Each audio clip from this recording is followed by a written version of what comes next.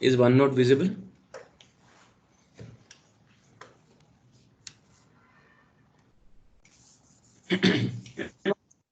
No.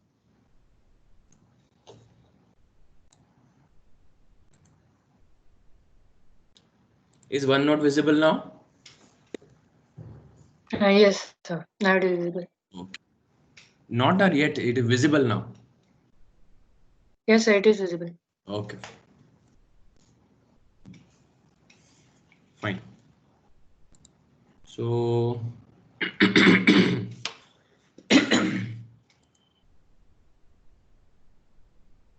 so yesterday's session we discussed about clock jitter and supply and ground bounds. So we defined what is clock jitter, how it is a temporal variation of clock period at a given node of a chip. And then we defined the sources of clock jitter and how it is measured. We also classified the clock jitters as absolute jitter and also how it is denoted, and cycle to cycle jitter. And mathematically we also modeled how is the clock jitter defined at a given node in a chip. And then we drew a simple clock waveform wherein we defined no jitter, worst case jitter and best case jitter. And ultimately, using an example of a simple sequential system, we justified that how jitter will ultimately lower the maximum clock frequency at which the system can operate. And we introduced two delays, that is clock to queue delay and the setup time. Okay. Then we defined supply and ground bounds. Basically, we in detail discussed about what is ground bounds, and then we told that just like we define ground bounds by citing the transition of the output voltage of an inverter from 1 to 0. Similarly, the transition of V out from 0 to 1 can be used to explain supply bounds. And we had taken the example of a CMOS inverter and then the modified circuit diagram wherein we considered the power line inductance L2, the ground led inductance L1 and the load side inductance L3, and using simple formulas for capacitor current and inductor voltage, we actually justified how spikes can be generated when output transitions from 1 to 0.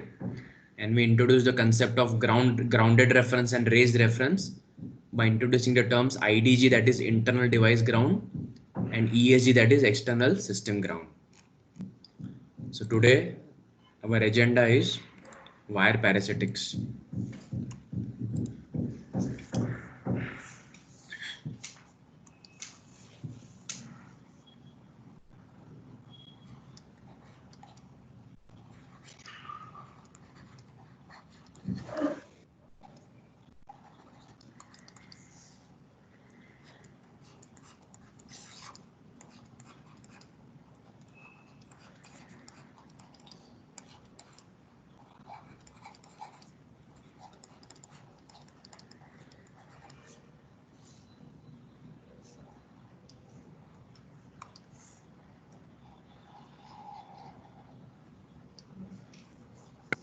Okay, the first and foremost we will define what is the meaning of the word wire.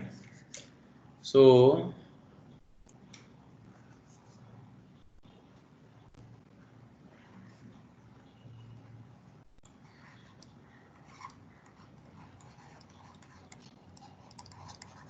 okay, fine.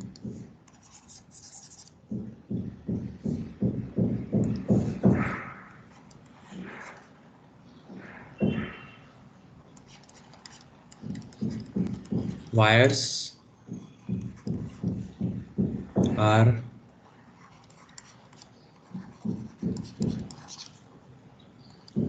actually referred to anything. Wires are actually referred to anything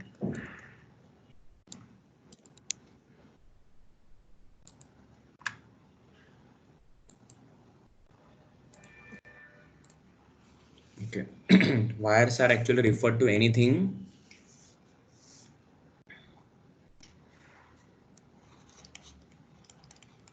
which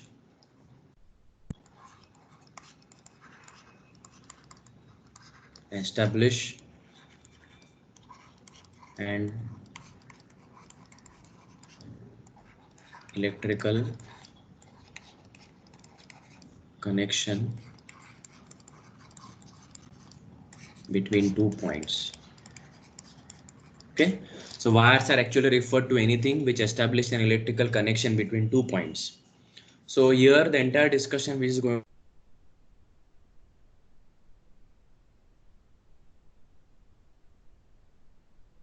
multiple layers but also different elements. Okay, so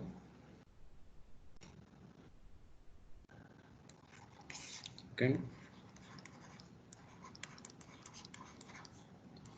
consider an IC which is made up of the following. So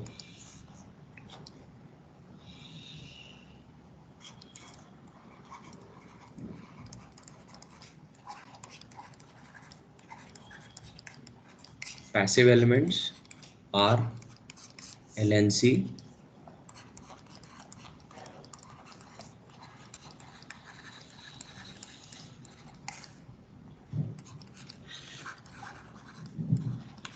transistors,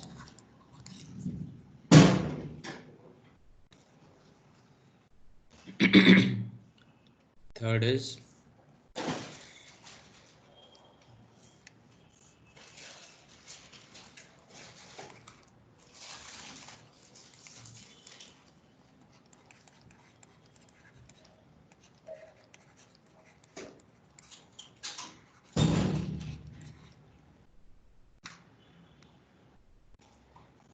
up to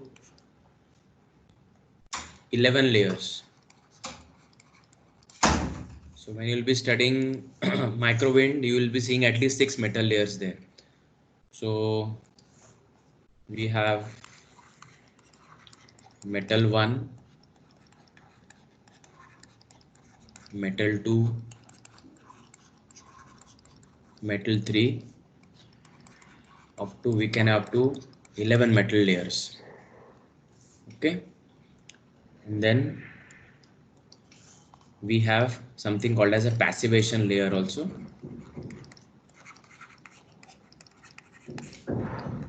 It is isolation or protective layer.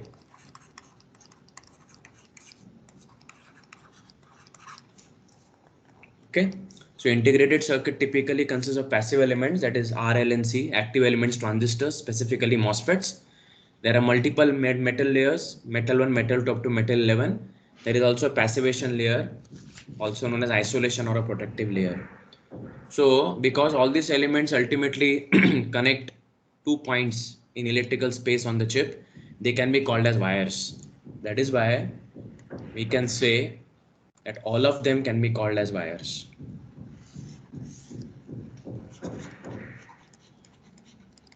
Okay, and wires usually connect elements on the same layer. So I'll make a comment here.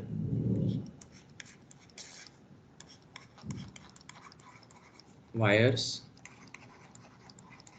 connect elements present on the same layer. Okay, and there is something called as VIAs, VIA, which stands for vertical interconnect architecture.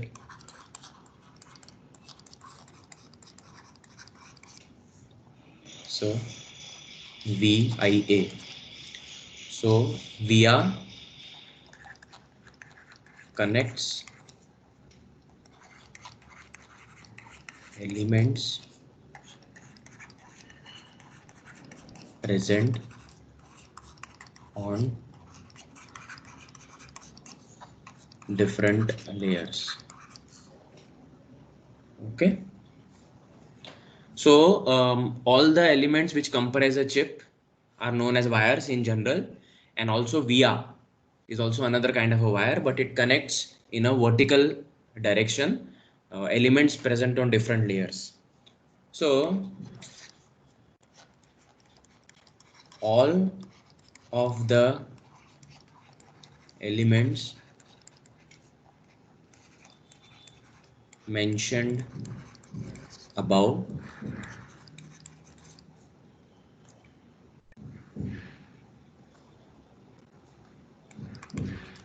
introduce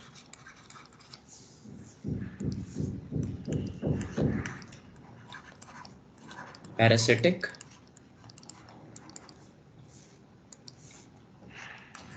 R, L, and C effects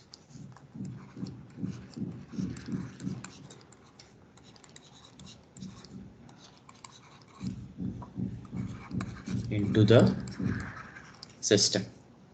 Okay, and they are known as resistive, inductive, and capacitive parasitics. Okay, so we can say that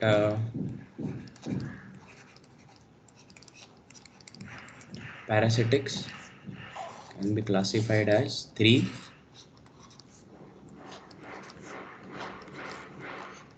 R, C, and L. Specifically, I have put L at the last because it is not so much prominent, even except certain terms and conditions. Okay, so inductive parasitics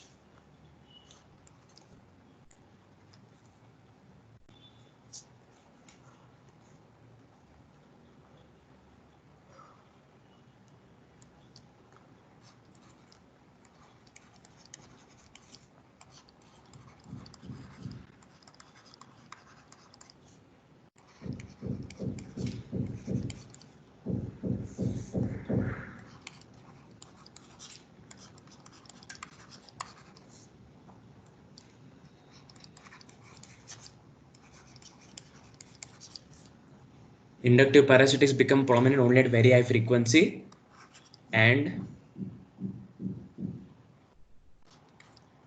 are posed by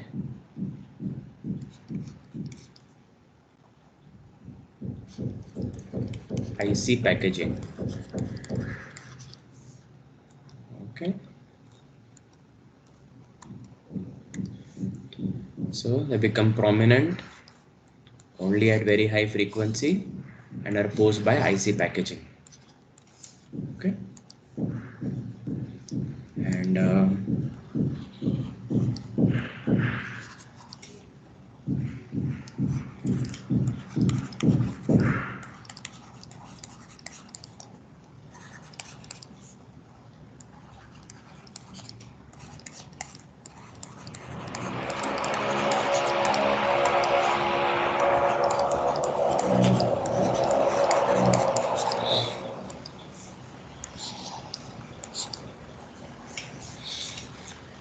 fine. That is why it is important to discuss resistive and capacitive parasitics. Resistive and capacitive parasitics in great details.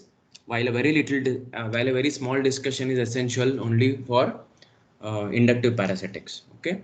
So now we take example of a situation where two wires, that is wire 1 and wire 2, are actually running parallelly a certain distance above some conducting plane. So I will just insert one image here.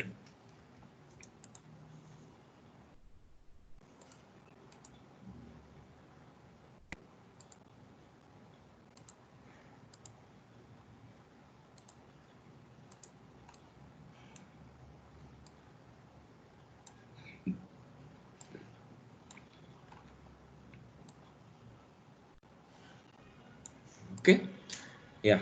So consider the following layout geometry.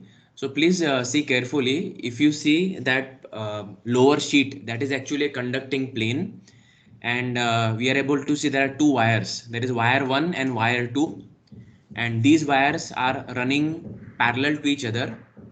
They are separated by a distance s. So I'll highlight it, you will come to know. Okay, so there are two wires here. We have wire 1 and wire 2. Both the wires are actually parallel to each other, and they are separated by a distance s. So s is the distance of separation. Now we have considered wire 1.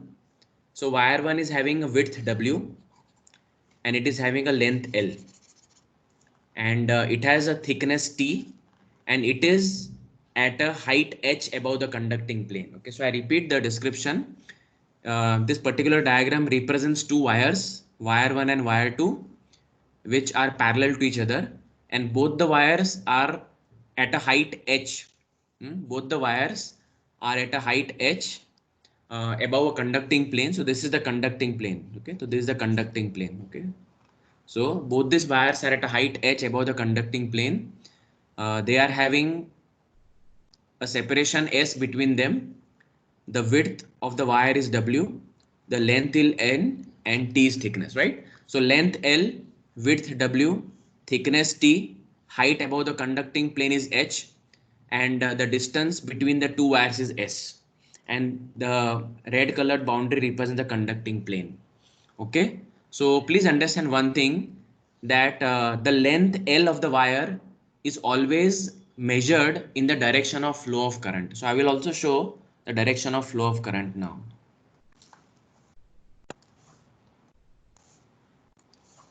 Okay, so current I is entering like this, is leaving like this. Okay, so I can say,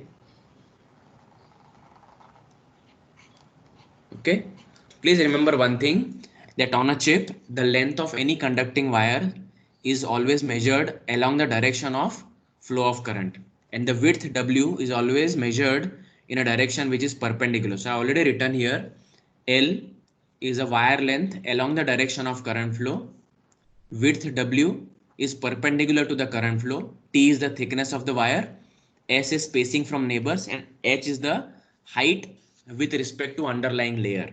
Okay, now we define certain geometric aspects of this wire. First,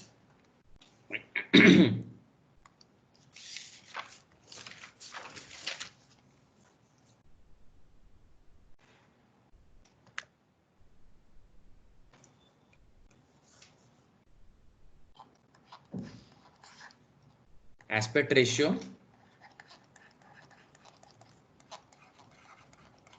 is defined as L over W, and wire pitch is defined as W plus S. Okay, so W plus S is wire pitch, and length upon width is called as aspect ratio of the wire. Okay, and third is area of the wire. Okay, so area is W multiplied by T. So aspect ratio is L upon W, wire pitch is W plus S, and area of the wire is width into the thickness T. Okay, so before about 10 to 15 years, the operating frequencies were lower, and the transistors were larger in size, and the wires were also thicker. Okay, so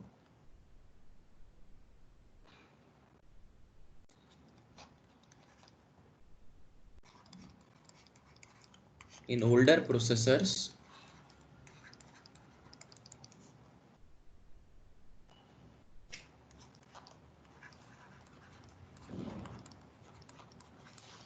transistors were larger,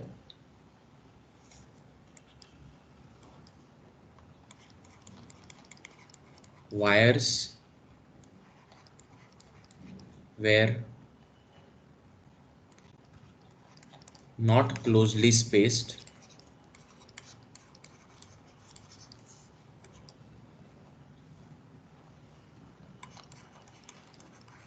wires were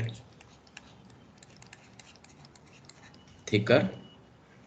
So when you say thicker, we say lower resistance.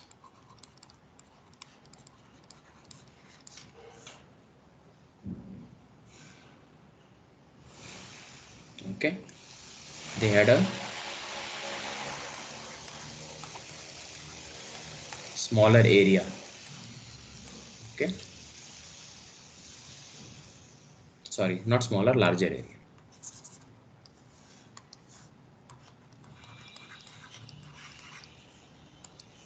Okay, older processor, transistors were larger, wires were not closely spaced, they were thicker, so lower resistance, and they had a larger area.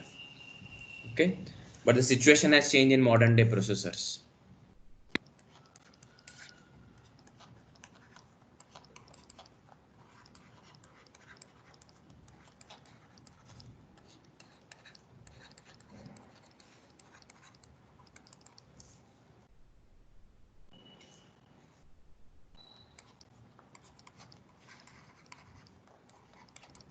Transistors are smaller, um, wire spacing S has reduced. Okay, wires are thinner, so increase resistance and smaller area.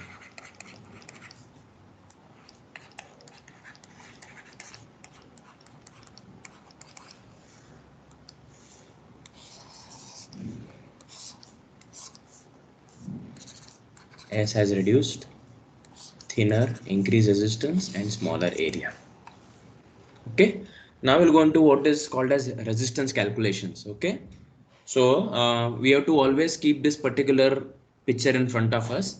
So we are going to find out the area of this wire, say wire 1 having length L, width W, thickness T, which is measured. So W is measured perpendicular to the direction of flow of current, and length L is measured along the direction of current flow. This is very, very important because we are going to solve two numericals for this. Now we go to resistance calculations.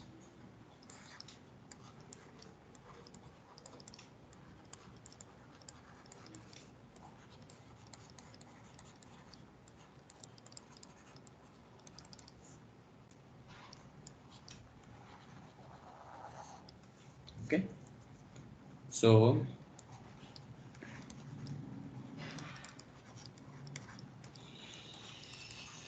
consider the wire, say wire 1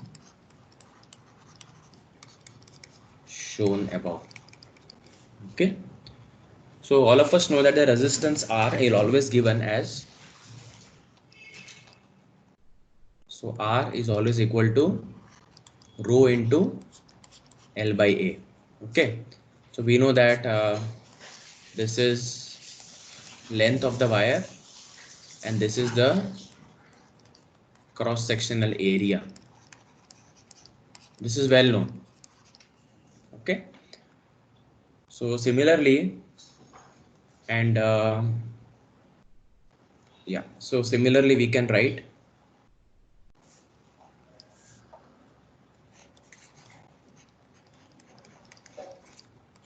wire is equal to, okay, I'm very sorry,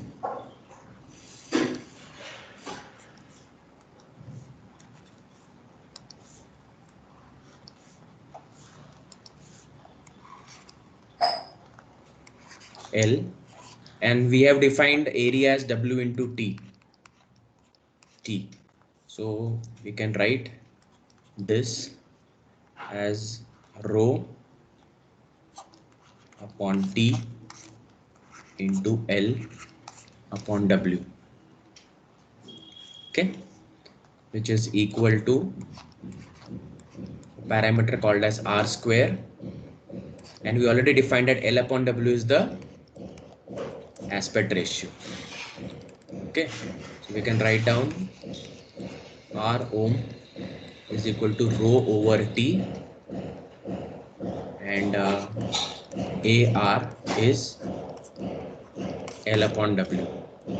Okay, so this parameter is actually known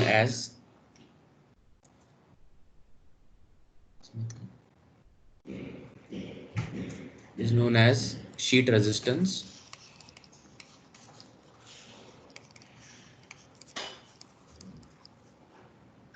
and it is always measured as, now you know that this is the bulk resistivity. So this is bulk resistivity,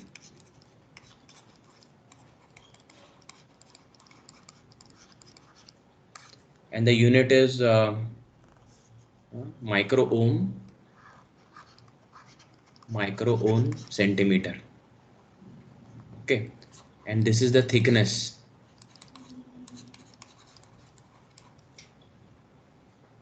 Okay, so sheet resistance is always measured in a unit known as ohm per square.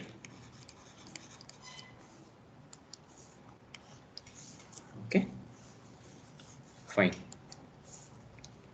So we have area, aspect ratio, okay, sheet resistance, aspect ratio is there, so ohms per square.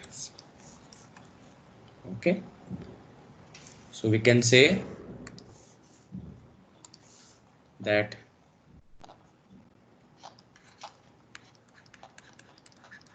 R wire, okay, fine.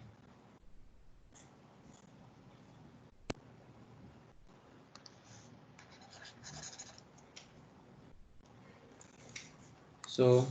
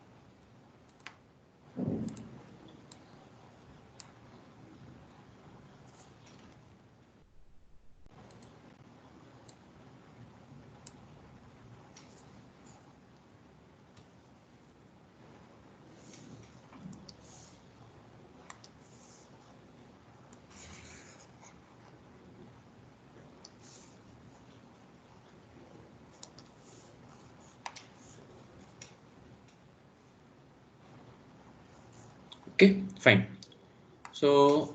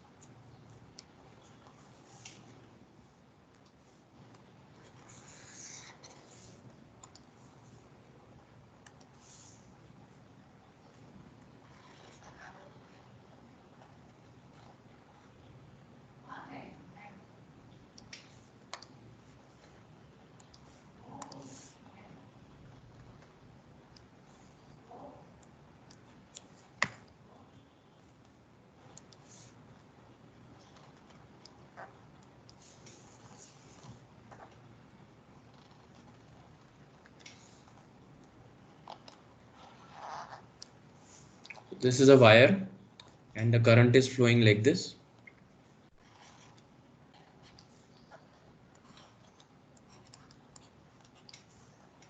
So I will be measuring the length.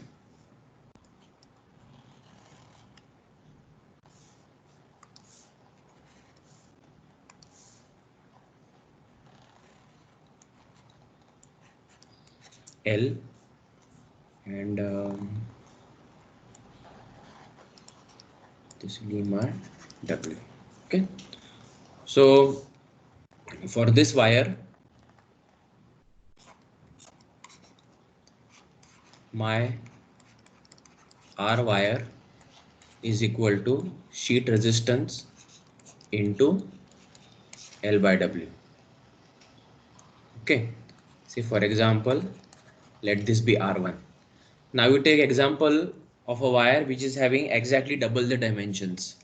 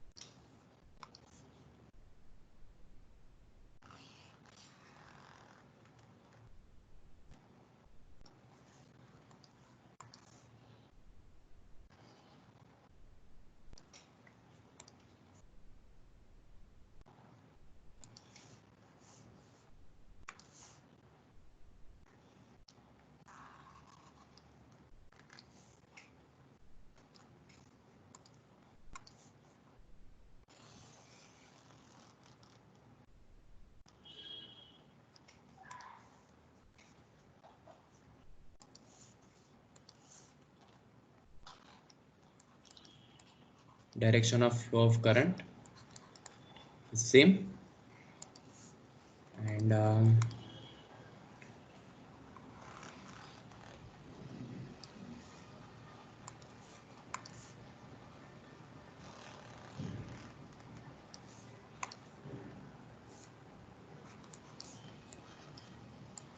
L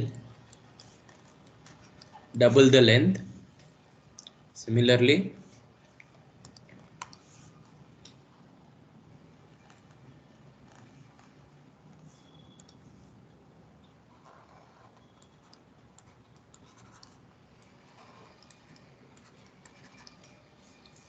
okay. So although the second wire has double the length, so although the second wire has double the length and double the width of the former one, when we actually find out the resistance calculation, this is what we get. Okay. So here R wire 2. So R wire 1, R wire 2 is equal to sheet resistance into 2L upon 2W, which is nothing but R ohm into L upon W equal to R1. Okay, so what is the conclusion? The conclusion is that two wires may have different dimensions, but still they can have the same resistance values if their aspect ratio is same. So we can summarize the above analysis as, okay, two wires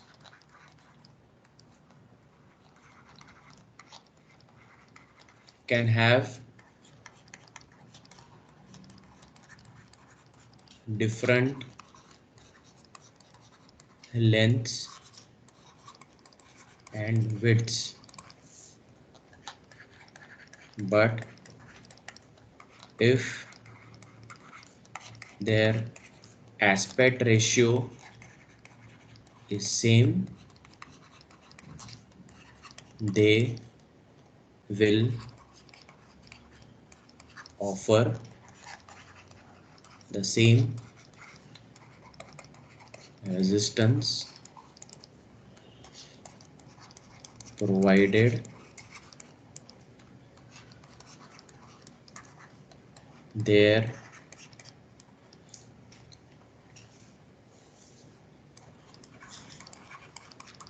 material is same. Okay.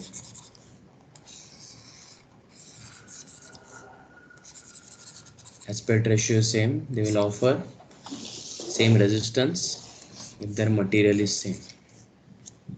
Okay.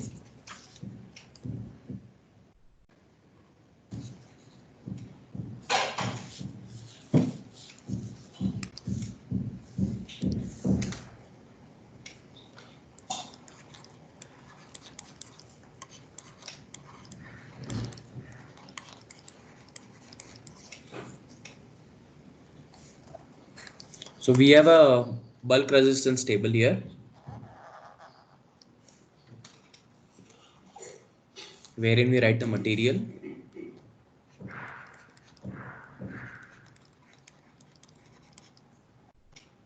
and the value of rho in micro ohm centimeter.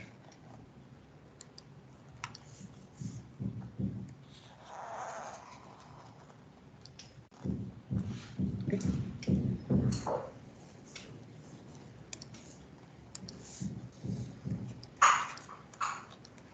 Copper,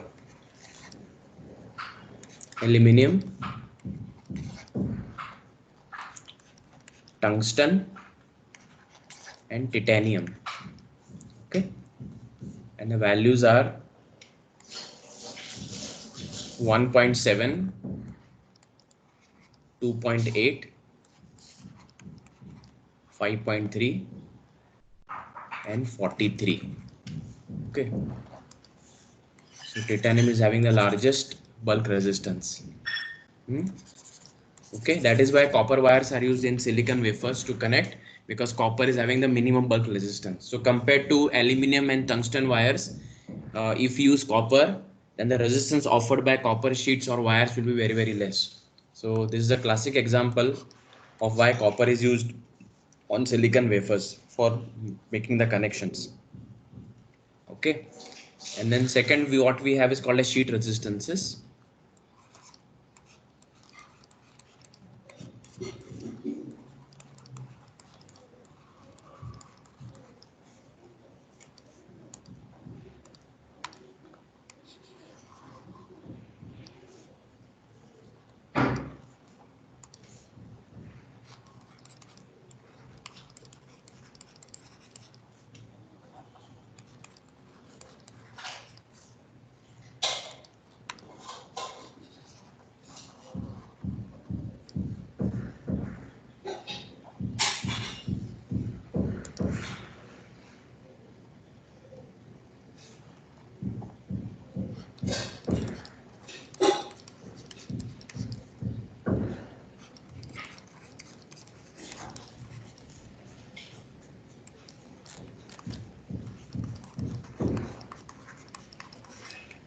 So we have metal 1, metal 2, metal 6, and the values are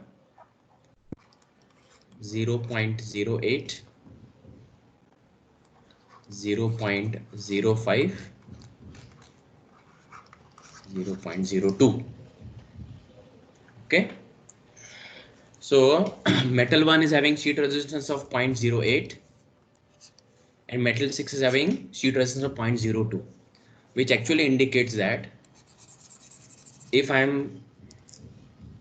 need metal 1 to be put, then I should use a lesser amount. Okay, so what we can do is that we can conclude from this that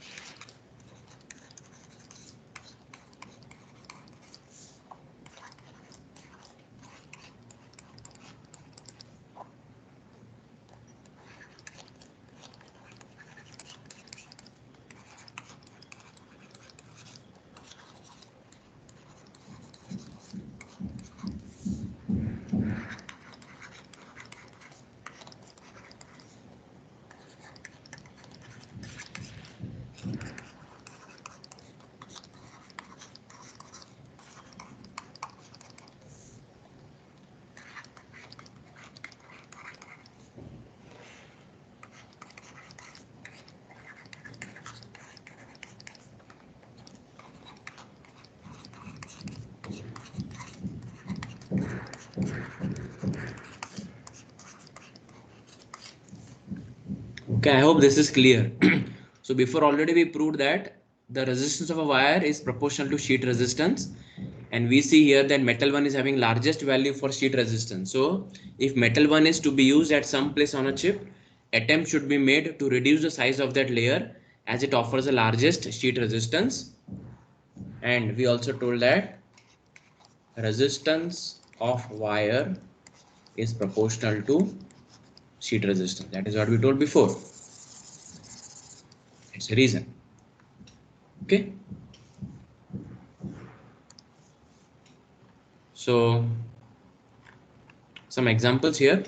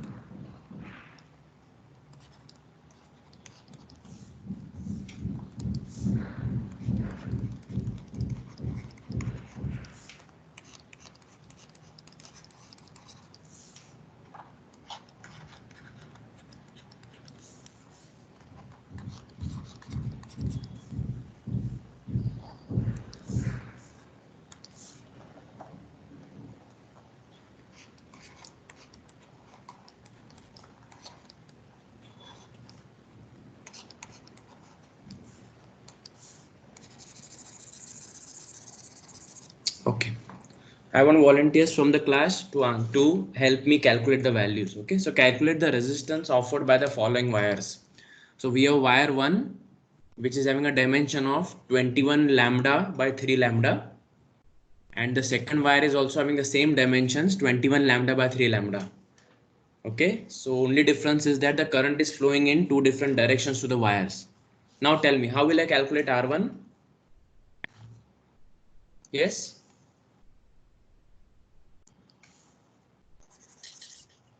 So in case of wire 1, the length will be 21 lambda The and length width will will be be 3 lambda. okay, correct. Yes. So this is it. So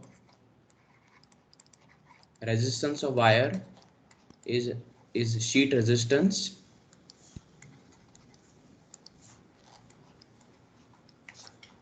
into L by W. So in case of R1, it is R ohm. Now along the direction of the flow of current, the dimension is 21 lambda and perpendicular is 3 lambda. And in case of second wire,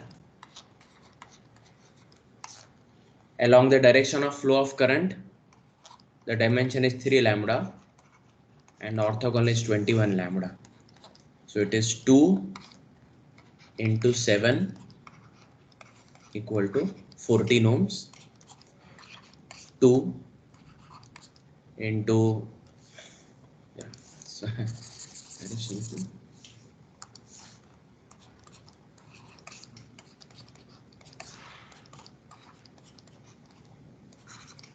Okay, I hope it is clear now. Okay, fine. So this is where we cover resistive parasitics, and we'll start with capacitive parasitics, but we will not be able to finish today. Okay, so we go to the second topic, that is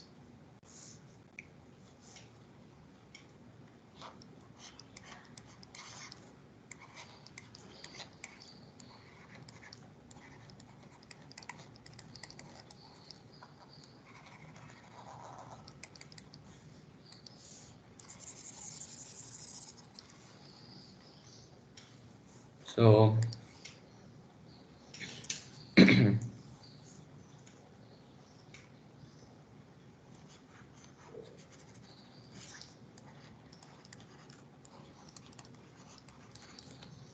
consider a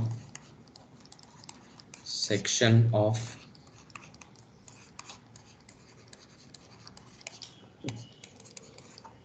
n-channel MOSFET.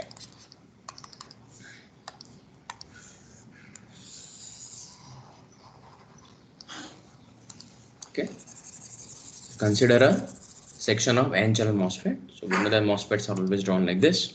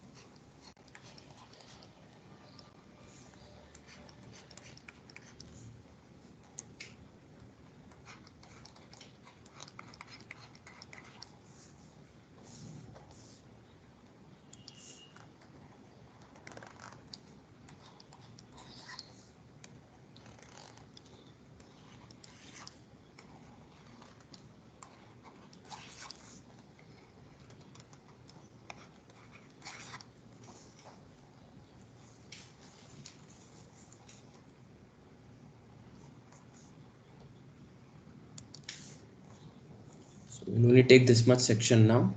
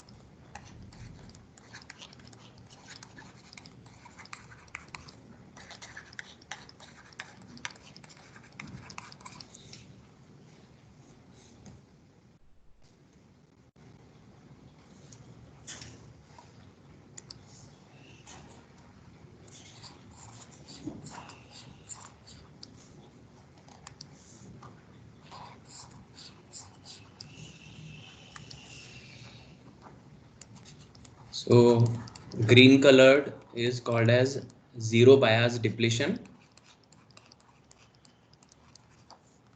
and this is